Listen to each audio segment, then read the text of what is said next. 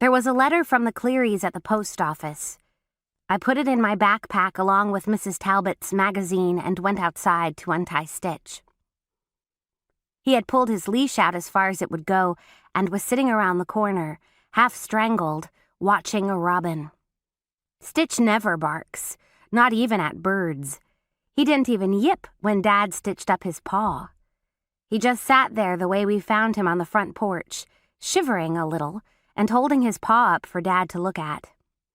Mrs. Talbot said he's a terrible watchdog, but I'm glad he doesn't bark. Rusty barked all the time, and look where it got him.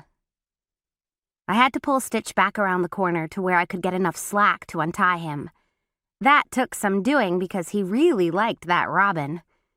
"It's a sign of spring, isn't it, fella?" I said, trying to get at the knot with my fingernails. I didn't loosen the knot, but I managed to break one of my fingernails off to the quick.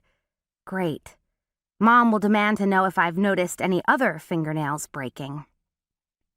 My hands are a real mess. This winter I've gotten about 100 burns on the back of my hands from that stupid wood stove of ours. One spot, just above my wrist, I keep burning over and over so it never has a chance to heal. The stove isn't big enough, and when I try to jam a log in that's too long, that same spot hits the inside of the stove every time. My stupid brother David won't saw them off to the right length. I've asked him to please cut them shorter, but he doesn't pay any attention to me. I asked Mom if she would please tell him not to saw the logs so long, but she didn't. She never criticizes David.